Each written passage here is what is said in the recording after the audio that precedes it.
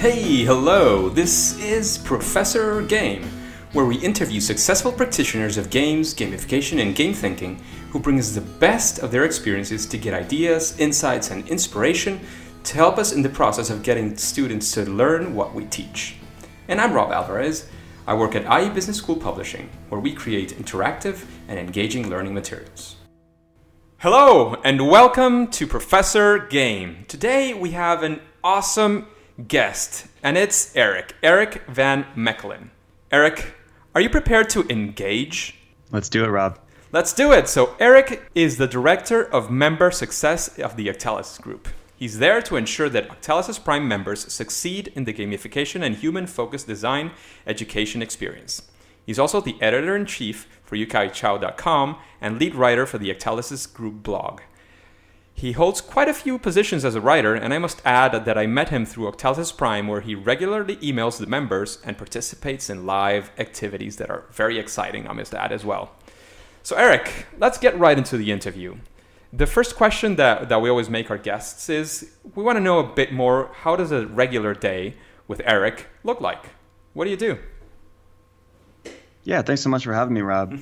A typical day is kind of preparing, getting up with my girlfriend and preparing, breakfast and coffee and a smoothie and getting her out the door. It's always a fun time for us to, communicate about our day. And I feel that time strengthens our relationship. And Awesome. I actually make a quick stop at the gym in our building on the way back up from the parking garage, which is a little gamification technique that I've employed. And then, when you say quick stop, how long do you spend in that gym?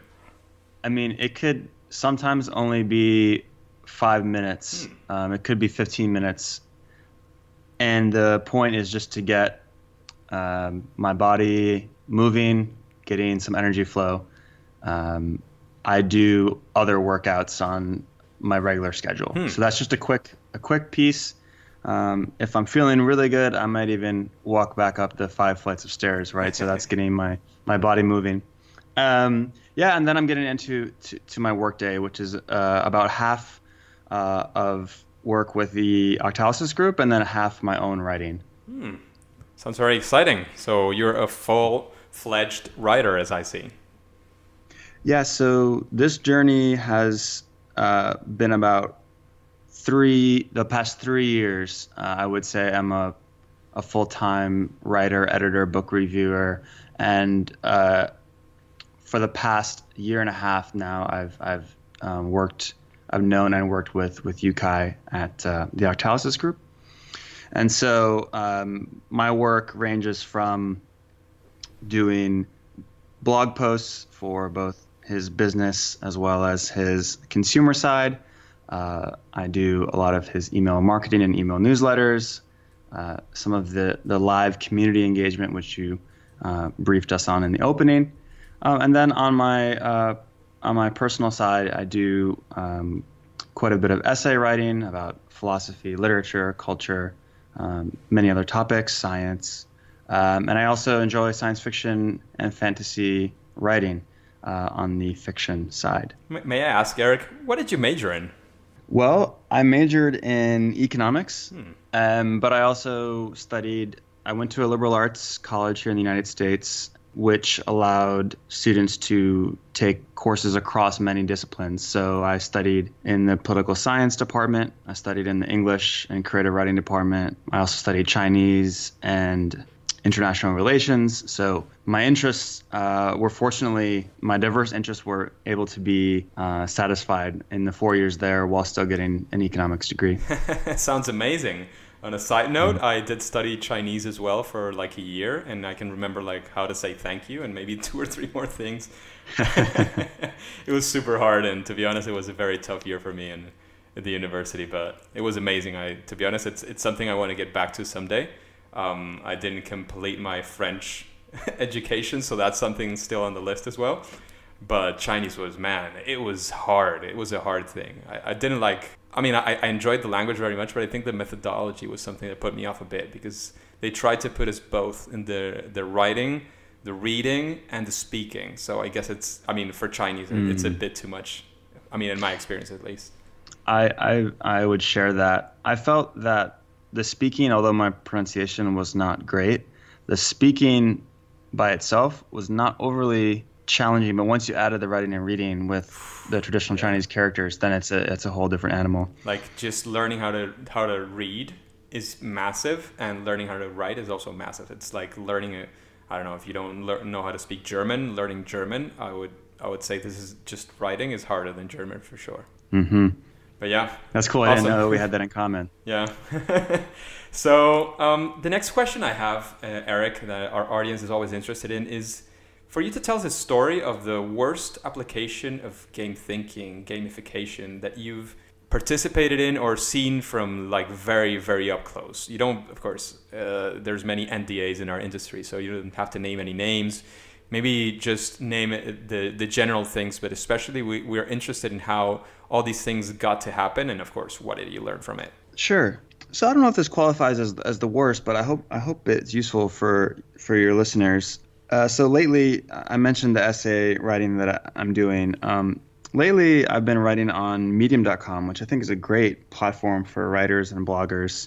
And I actually was able to achieve through engagement with my essays, in particular one essay about kind of the psychology of forecasting, making predictions and decisions in one's own life. Through that article, was actually able to achieve the top writer status within the psychology area of Medium. Woot. And that was, so this was very exciting accomplishment for me, very unexpected, being just a solo writer writing about these topics purely out of interest. The essay itself was in a book review format, so I wrote probably an 8-minute article or so. And I eventually was featured by the Medium editing staff, and then I was able to get more readership there, and then eventually the top writer status comes with that through the various mechanisms they have, total number of readers, total reading time, views, things like this. But one thing that I noticed is that I was very attached to the stats page that Medium provides all of its writers. So the stats page in itself is not a bad application of game thinking, because it does provide, in addition to total number of views on your articles, by article, it also includes total number of reads. So you can see how many people out of, say, in this most recent article I just mentioned, out of the 1,000 people that viewed it, about 550 people, so over 50%, read nearly the entire article.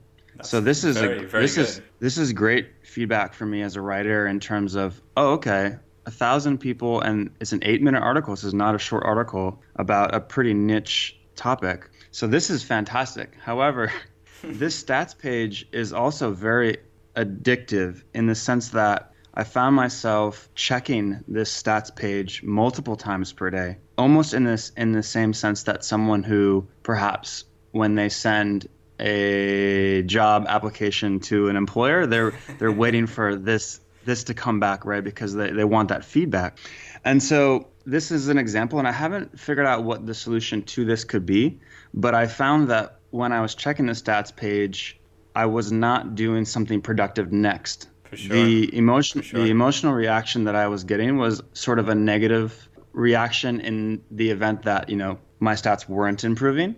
Or even if my stats were improving, I felt good for a moment, and then what happened? I was distracted from my other work, and then I had the negative feedback of, I was distracted. So have you? Sorry to jump in. Have you read or have you been in contact with the material of Nir Eyal? He talks a lot about this. Nir Eyal, yes. Interesting backstory, and I want to hear your point, but interesting 20-second backstory. Yeah. How I started working with Yukai was I read Nir Eyal's Hooked, and then I read Yukai's book, and I wrote a 20-page short essay comparing those two books, and that's actually one of the reasons that Yukai wanted to work with me after that. That's so cool. My point was, there's something that this is something that he talks about very much. And when you were saying it, and I know sometimes the things are like standing right in front of us, and maybe we don't We don't see them, but maybe the obvious solution would be not to update it like immediately. If you know that it's going to be updated maybe once a day, you know you're not going to check in more than once a day. You know what I mean? Mm-hmm. Because maybe it's just as simple as that. I mean, of course, if you can have live stats, it can be useful for many things. But, I mean, if it's just for checking, maybe what you want to do is make sure that you check it once a day. I mean, for Medium, it could be a general solution, but for your cases, saying, well, I'm going to check it once a day, set a schedule, and I'm going to check it at this time, see what happens, and have some action points. There's something I found very useful in reading, in getting back to my reading practice. I quit reading like more than I would have ever wished. And what has gotten me like very, very into it is I am committed to taking notes of what I read. And I've also started implementing this with podcasts. So it gets me almost forced to actually pay attention to the podcast if it's a podcast, or actually read and like seriously read. So I take notes of that. You could do something similar and maybe, and I quote here, I'm doing air quotes, force yourself into like, okay, I'm going to watch the stats, but I need to do something with the stats next. So maybe every time when you reach a point where there's nothing more you can do, you say, well, since I can't do anything more, I can't watch the stats. You know, that kind of forcing yourself into making your own game and saying, well, this is it. Or if I do it and I don't do something, I have to make 10 push-ups. So of course, at some point you can't make any more push-ups and you decide, I mean, I'm done. I mean, I can't keep on watching this. So those could be some interesting thoughts. So sorry to jump in. I really like that. I really like that. I think that would work. And I think that's something that Medium could, you know, from a software standpoint, they could easily implement this. But if not, I can do it myself. No, there's also the ethics part, you know, that when and Nir mentioned this at some point as well. He says, well, I'm doing stuff to get people engaged and get them very engaged. But of course, do you want to engage? How much do you want people to get engaged with your product? I mean, if you want people like addiction, like a casino, I mean, how do you are casinos ethically supposed to actually help the people who are addicted to that? And if they have there's like a way, I'm not sure the legals, but if you say, I have to not come back to this casino and I want to not ever come back, don't let me in, they are supposed to not let you in. But of course, this kind of works because they're interested in getting you back. Because if you're addicted to casinos, you're probably one of their best spenders. So, you know, there's a tough one there for them. And then when they come back, they just have a lot of pent up energy in it, for sure. to use. That's interesting because just one more point on the Medium. Yep. There were moments where I would come back, I'd see the stats hadn't changed so much. So then I think, well, what if I share this again on social? Or what if I find a different way what if I find someone who I think would be interested in this and share it via email, you know? And so I was looking for ways, which is good for Medium because it's bringing more people to their platform to read. And overall, I think they're trying to do a good thing to, you know, they're trying to be the best platform for thought. They have this kind of grand vision. And from an ethics standpoint, I think it's slightly different in intent than... For sure. I mean, it's not an addicted. They're not getting money from you checking it 50 times a day. Of course not, for sure. Mm-hmm. But anyway, but that also wasn't so from an individual standpoint, taking extra time to go on social. This, or just to spam, you know, my social networks is not such a good thing either. Yeah. So Erik, I want you now to switch back your switch into success and tell us what's the biggest challenge that you faced and solved using game thinking, gamification, games, etc. So throughout the last 3 years, I've also concurrently been working on a science fiction and fantasy novel. So the goal is to approach agents or, you know, big publishers in 2018. So it's been quite a long-term journey. And the problems that I faced were twofold. One, completing the novel, and two, revising for the quality that it needs to be in order to get the attention of agents and publishers. I was able to finish the novel quite quickly, the first draft. However, for your listeners who aren't familiar with novel writing, especially for someone like me who would be a debut author, the time to get to that level of quality, it's quite a significant startup cost. In my case, I've already been working on this particular novel 3 years. Wow. And I would say I've been working at least 20% of kind of my working day on that throughout that time. So significant amount of my time. Very large investments, yeah. Across that 3 years. Yeah, for in financial terms, for no payback at this point. So the key thing was finding the intrinsic motivation, identifying what intrinsically was interesting about this for me, but then also building a routine that allowed me to gain momentum across whatever draft or revision I was in at that moment. That slight edge that compounds, the compound effect. I think there are 2 books named that way. I mean, it's something that helps you, of course, get your momentum and reach very far. So let me give you a quick example, just so that it's really it's easy to touch and feel. Once I completed a certain revision, this was about a year and a half ago, I decided I wanted to show. I felt I had taken the book as far as I could go at that moment. I wanted to share this with not just 1 or 2 people, but a group of beta readers.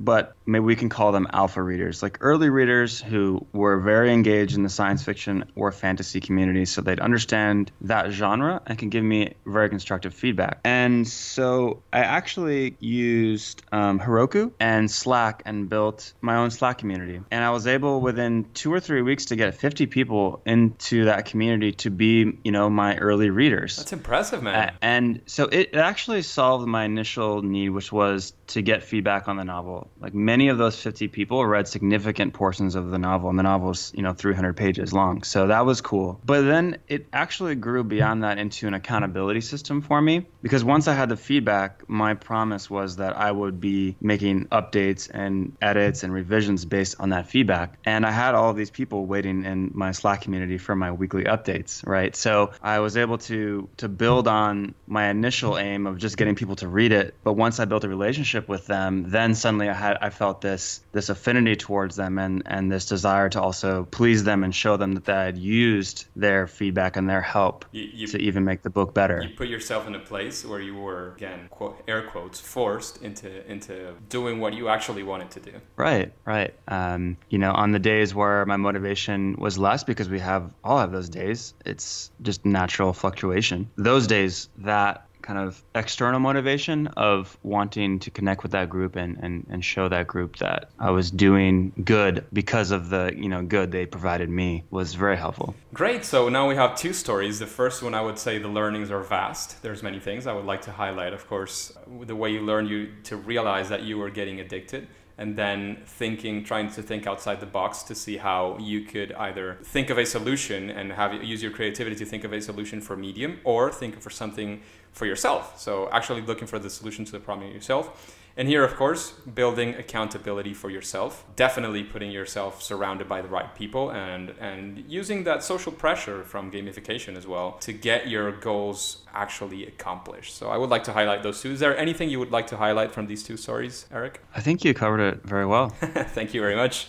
So let's go to the last one. And here I'm going to challenge you to make a quicker answer. And it's about what process do you follow when you are going to apply gamification to something? I think the easiest way to describe what I do is think about the why. So it's a simple question: why am I doing this? Like, why am I actually interested in this? And thinking about the intrinsic against the extrinsic motivation. I think sometimes intrinsic and extrinsic motivation blend, but if I can find if there is an intrinsic reason for me to do whatever it is that I'm doing, then that's usually a really good place to start. By the same token, if there's something that's in progress that I'm doing, let's say it's an essay series or a blog post, and I look again at it because something doesn't feel right, I can look at that intrinsic and extrinsic and find a way to latch onto one of those to kind of course correct what I'm doing. Either make something more interesting, add some curiosity, or maybe it's just something I should drop altogether because I wasn't in it for the right reasons to begin with. Sounds great.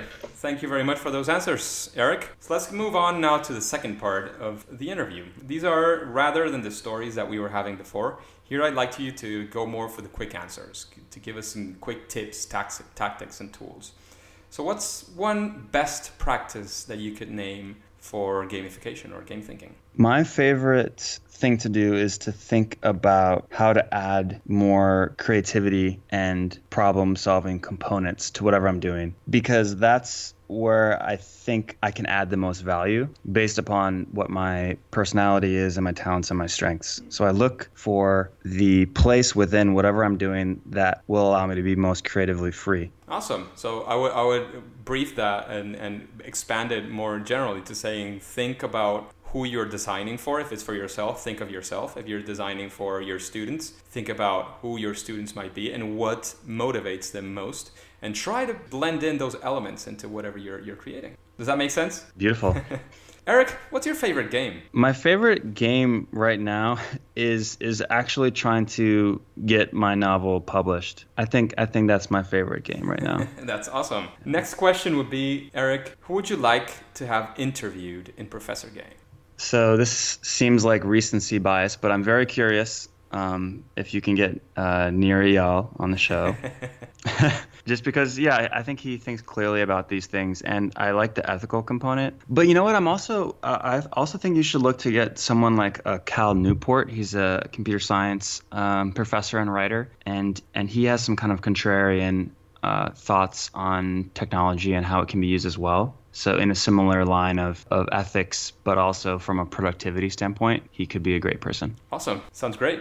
The next question is, I would like to know what you consider is your superpower. My superpower is the ability to look for a counter argument to almost any argument, even if that isn't my position. The reason I think this is a superpower, and that I encourage everyone that I meet if I get into this place in the conversation, is because this allows one to practice empathy, but also building of reasoning. And this, to me, is crucial whether you're in sales, whether you're designing something for someone, whether you're trying to solve, a cross-cultural conflict, geopolitics. It's covering so many different areas or in terms of its application. Yeah, sounds like a very useful ability to think outside the box, and especially to try to think outside of your own head and think of what other people might say.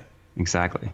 The other thing we would like to know, Erik, is some piece of advice that you would like to give people who have never engaged their learners to use game thinking. The place that I usually go to is my experiences that I've had. So the easy places to go, when you ask me what my favorite game is, I probably gave you a contrarian answer there slightly. I was adjusting the kind of definition of game. But growing up, I played a lot of tabletop games. My favorite tabletop game was Diplomacy. This was a game of kind of social influence in a geopolitical setting. I played a lot of real-time strategy games like StarCraft. I still play chess almost daily on chess.com. I think you need to look, if you're new to gamification, you need to look at games that you've played and not only think about how you would form strategies within those games, but think about how you would approach the game if some of the rules were changed. For example, I played soccer in university, and the offsides rule is a very important part of the game of soccer. But what if offsides was removed from the rule set? How would I play the game, or how would I coach a team to play the game if that rule was removed? And this is an exercise in just using the experiences that you had in games to think about building strategies, because this, when we come back to design, allows us to think of alternative paths. No? Yeah. I think that's pretty much what it is. That's awesome. Erik, now I'm going to ask you a question that comes from the audience. It's kind of random, but not completely, because I have to curate the questions first so that they make sense for the show. And the question that we have today is, how do you think that games or gamification can facilitate learning?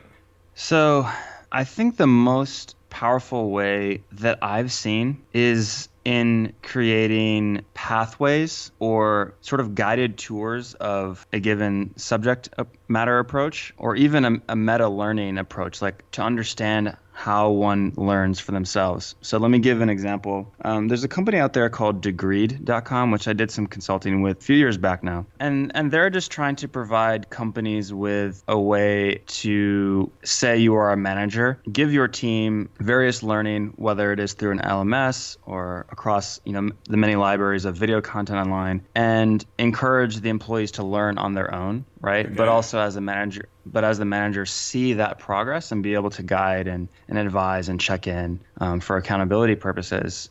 And so I think gamification can give us the motivational design from the learner standpoint, engage with something that I want to learn in a meaningful time frame. Things move so quickly, right? So the ability to learn something in a reasonable time frame is important so that you can actually use that skill and be ahead of the curve. But then also from the company lens, since it seems like lifelong learning is a real leg up for you if you've sort of taken on this idea that I need to continue learning throughout my life in order to have a successful career, but also just to enjoy life, then that can be applied to you as a learner from someone who understands that, even if the learners themselves don't quite yet understand that. That's some great advice. The last question before we ask you the final, how can we connect with you, is what book would you recommend to our listeners? So I actually had the chance to meet Jane McGonigal. She's probably pretty well known to your listeners in 2012. And I actually had read her book, Reality is Broken, just before I had a chance to go see her speak. And I think this is the great starter book for anyone who's interested in gamification and learning, because it will just give you a reminder of the potential at the individual, but also the global level of kind of gameful design. And that's a great place to start. And from there, I would jump into kind of whatever strikes your fancy after that, because she mentions so many of the great thinkers and writers in this area, and that will definitely not be a waste of your time to start there. Awesome. Some great advice. And finally, Erik, how can we connect with you? And if you have any final words, and then we'll say game over. Beautiful. Well, thanks for the time. It's been really fun talking about this. My purpose lately and the way that I've been thinking is that wisdom must be earned. And so I need not be in a rush to acquire wisdom because it, by definition, can't be acquired quickly. So that might be my parting message, and that's something that I'm thinking about and writing about online now. So my website is erikvanmechelen.com, and I'm writing essays on medium.com. It sounds awesome, Erik. We'll put your Twitter handle and your link to your Medium in the show notes. So if you want to check that out to make sure you wrote the last names correctly, it's Van, like Van, V-A-N, like a van, and Mechelen, which is a bit more complicated, but you can get that in the show notes in professorgame.com. So that's it. Thank you very much, Erik, for participating in this interview. It was a lot of fun, and it was very interesting. So that's it. Thank you very much, and game over. Thanks so much, Rob. Hey, Engagers, happy holidays. Today is December 25, so thank you for listening to Professor Game Podcast. If you want more interviews with incredible guests like Erik Van Mechelen and lots of awesome stuff from Professor Game, then go to professorgame.com/subscribe and get started in our email list. That way we can be in contact and you will be the first to know of any opportunities that Professor Game might have for you. Hey, before you go into your next mission and onto 2018, would you like to know what is our episode special for next week? Well, listen to the next episode of Professor Game. See you there!